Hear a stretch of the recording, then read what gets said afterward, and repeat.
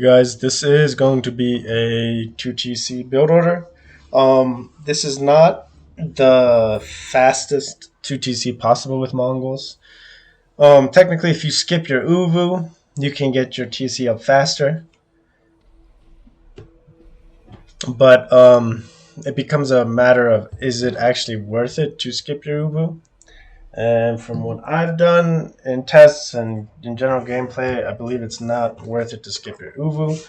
To get a faster second TC timing. The amount of time that you'll save on your second TC will equate to a couple of villagers. More than a couple. It'll probably be, let's see. You'd probably be closer to probably two, maybe three villagers on its fastest timing. But it doesn't, basically the Uvu is worth 2 villager production, and by the time you get that second TC up, you're talking about 5 minutes of 2 villagers working. So it's definitely a lot better to get your Uvu first, and then if you just straight rush your second TC about as fast as possible without getting or after getting an Uvu and not getting anything else, you're going to finish that second TC around the 5.5 minute mark. A lot of my tests were finishing a little bit after that, 5 and 36, 5 and 40. But for sake of simplicity, we'll say 5 minutes 30 is when you can finish your second TC, skipping everything besides Uvu, which isn't a bad timing now. It's that extra 50 wood that it's reduced has helped quite a bit and making it closer to a standard build. And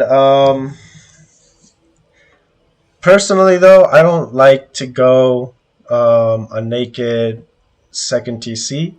I think it's always better to get an early wheelbarrow. So this build is going to go over opening into a wheelbarrow, into age up, into second TC. And basically the second TC is going to finish around 20 seconds or so after a normal build with only an Uvu. So you're going to be finishing around 5:54, 5:50 is when you finish your second TC with the early wheelbarrow. And I think it just comes out to be, you basically come out to be one villager behind, but now you've got a wheelbarrow built into the build. So it definitely pays for itself there. And if you were to get like a wheelbarrow afterwards, it's like minimum you got to wait another minute and a half for it to really kick in. And so I find it to be definitely a good thing to get at the beginning, because you can kind of quickly get all the resources you need, and really it's pretty streamlined. So we'll go over the build real quick and then we'll do it. So you're going to select all your villagers, click onto the straggler tree, and I think if you've seen my videos now for Mongol build orders, you're kind of catching the pattern that all of them start like that. And then you will select your the straggler tree, preferably closest to your gold. And if you can't really locate your gold immediately, select a straggler tree that is not close to the wood line. And that's for just the simplicity of clicking and villager efficiency. It's a lot easier if there's some distance from your TC. So after clicking all of your villagers onto a straggler tree, you're going to set your TC near the wood line, and then you'll pull your con out to go scout, and you'll grab one of those villagers that's helping to chop the straggler tree and send him over onto the stone to build an Uvu, and then he's going to shift click back onto the sheep, and then you're going to rally villagers to sheep, and until you have 12 total villagers on food, and you're going to pull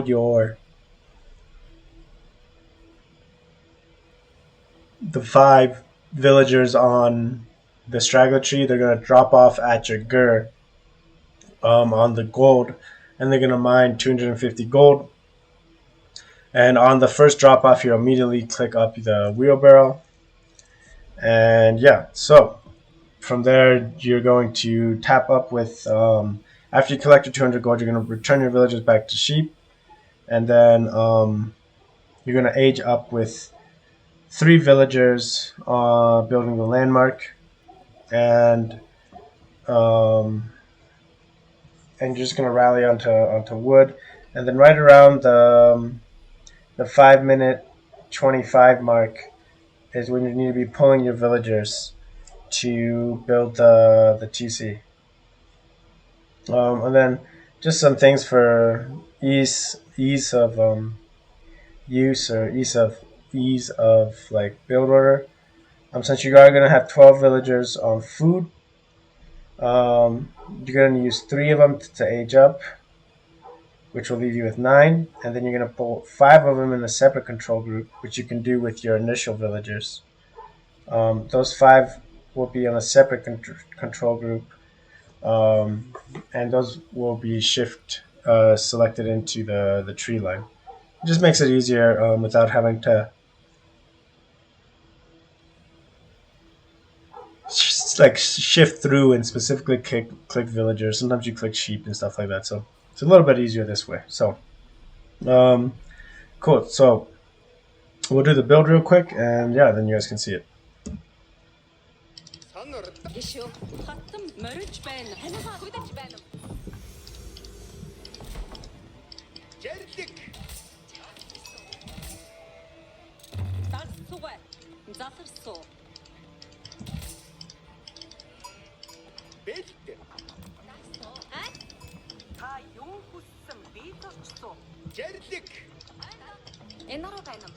So you can see our villagers are gonna head over to this gold. They're gonna drop off and gather gold now. I have all of them in one control group. I'm making a new control group over here for my villagers on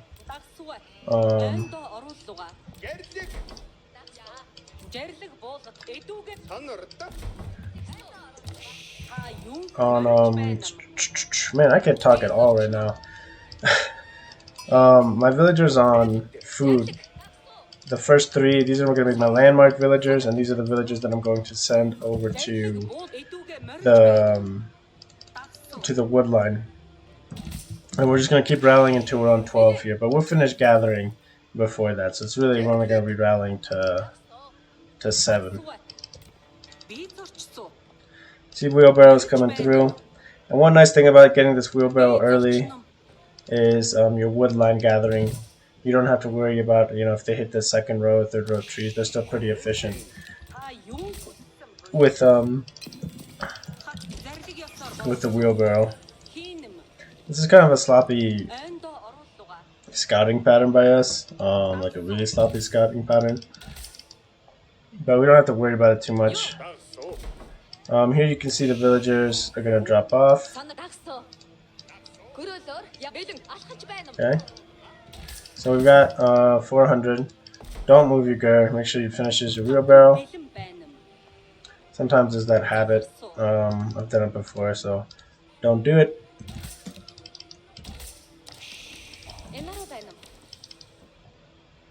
And now we have 12 villagers. 7 of them are control group.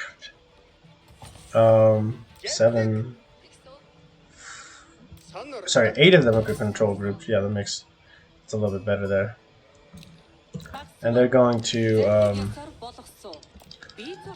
get on the wood line and build a landmark for us. So we're dropping off our food here at 2:38.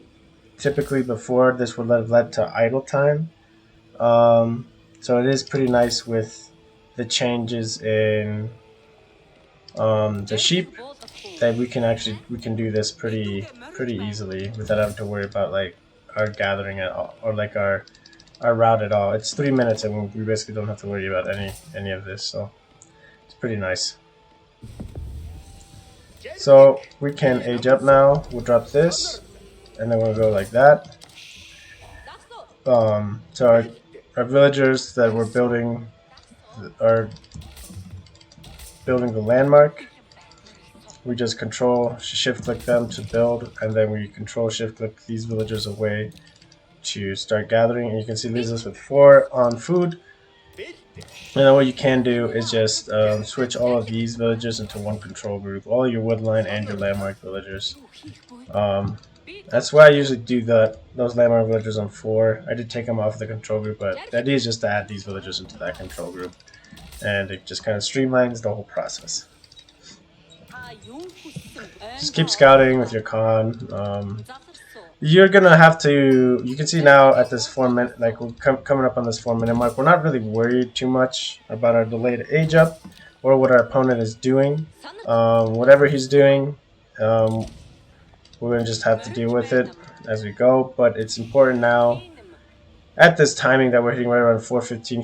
He's aged up at this point, so we're gonna be against a normal player, right? He's aged up at this point. We're not gonna garrison here because that's never gonna happen in a real game.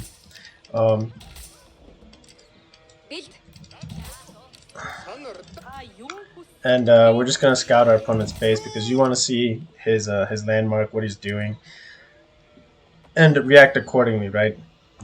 Because you can do a whole bunch of things. So if we look at our control group, we're at 15 villagers on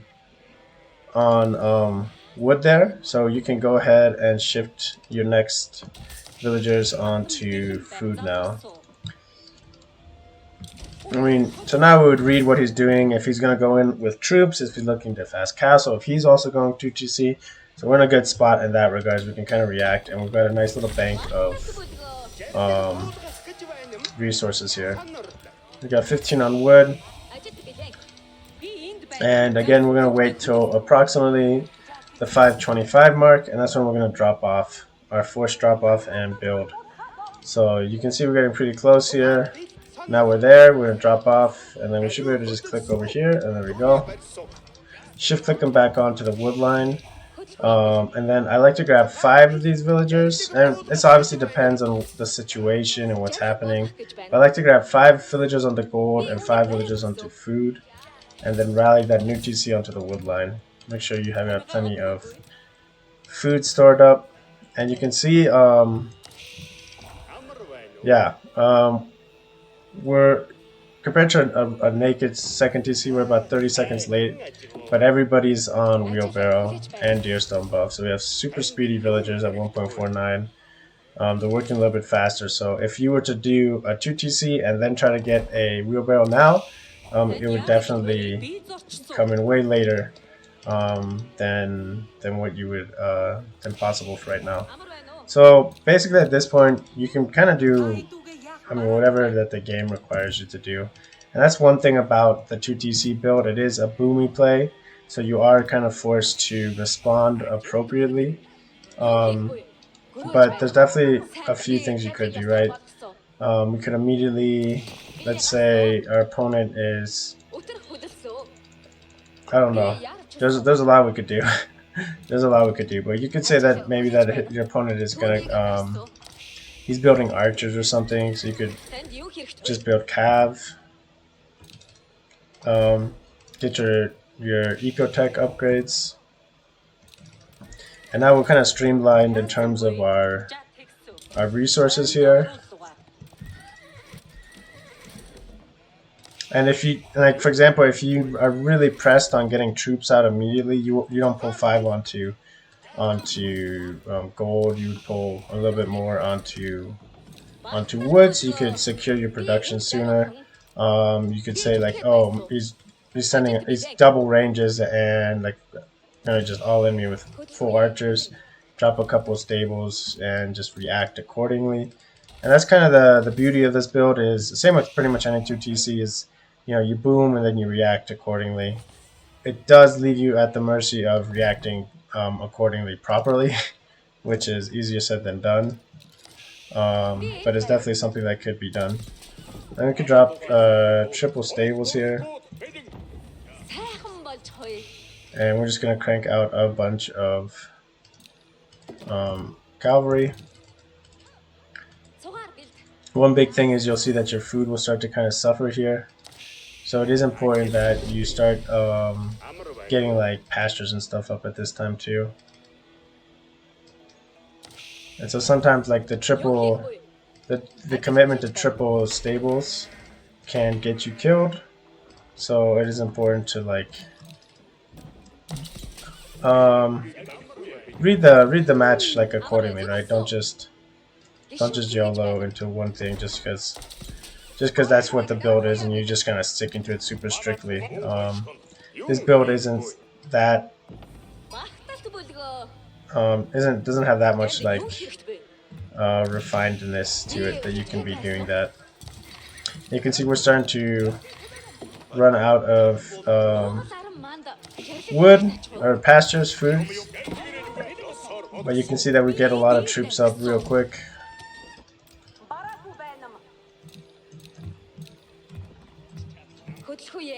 Let's get build on this.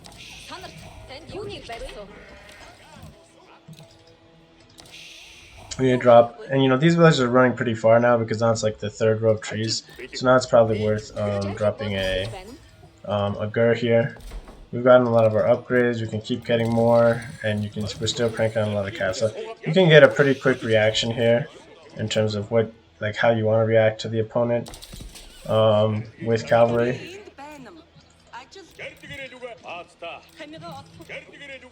And yeah, we can get a real big force at cav pretty quickly. You just kind of have to react to kind of accordingly, and we'll start rallying our sheep to the back corner over here. It's definitely a little bit safer here.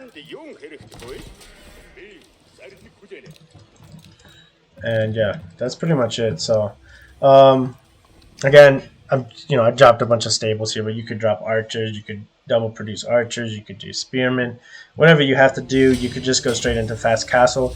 If you do go fast castle behind this, you can get all of your eco techs and be done with castle at 11 minutes. So